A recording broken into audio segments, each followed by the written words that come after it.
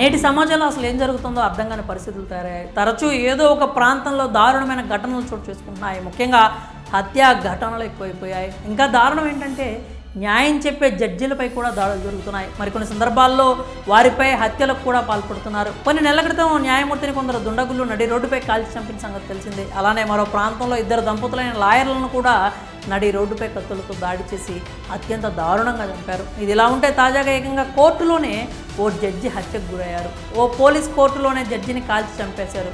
దీంతో కోర్టులోని వారందరూ ఒక్కసారిగా షాక్కు గురయ్యారు. అమెరికాలో తుపాకీ సంస్కృతికి రోజు రోజుకు పెరిగిపోతూ ఉంది. ఇంట్లో వస్తువులు దొరికినంత ఈజీగా ఆయుధాలు అక్కడ లభిస్తూ ఉంటాయి. ఇప్పటికే అమెరికాలో గన్ సంస్కృతికి కారణంగా జరిగిన ఘటనల్లో అనేక మంది సాధారణ పౌరులు ప్రాణాలు కోల్పోయారు. అలాగే ఇటీవలే అమెరికా మాజీ ప్రెసిడెంట్ డొనాల్డ్ ట్రంప్ పై కూడా కాల్పులు జరిగాయి. అయితే ఆయన త్రుటిలో తప్పించుకున్నారు. ఈ గన్ కల్చర్కి ఈసారి ఏకంగా న్యాయమూర్తి బలయ్యారు.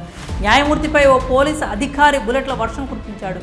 గురువారం అమెరికాలోని కెంటకీ రాష్ట్రంలోని లెడ్చర్ కౌంటీలోని వైప్స్బర్గ్ జిల్లా కోర్టులో ఈ దారుణం జరిగింది. వైప్స్బర్గ్ జిల్లా కోర్టులో 54 ఏళ్ల కెవిన్ ములిన్స్ జడ్జిగా విధులు నిర్వర్తిస్తున్నారు.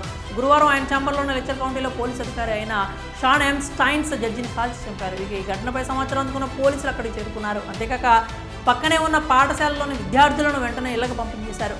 ఇక ఈ కాల్పుల ఘటన జరిగిన సమయంలో కోర్టులో దాదాపు 50 మంది ఉన్నారు. హత్యకు ముందు అసలు కోర్టులో ఏం జరిగింది అంటే గత 8 నెలలుగా అదే కౌంటీలో పోలీసుల అధికారిగా పనిచేస్తున్న షాన్ అతడు గురువారం మధ్యాహ్నం 3 గంటల ప్రాంతంలో వైప్స్బర్గ్ కోర్టుకు వచ్చాడు. అక్కడ ఆ కోర్టు జిల్లా జడ్జి అయిన ములిన్స్తో ప్రత్యేకంగా మాట్లాడాలని అనుమతి కోరాడు. దీంతో జడ్జి షాన్ను తన ఛాంబర్కు తీసుకెళ్లి గది తలుపులు మూసేశారు. కాసేపు మాట్లాడుకున్న తర్వాత లోపల నుంచి పెద్దగా మాటలు వినిపిస్తున్నాయి.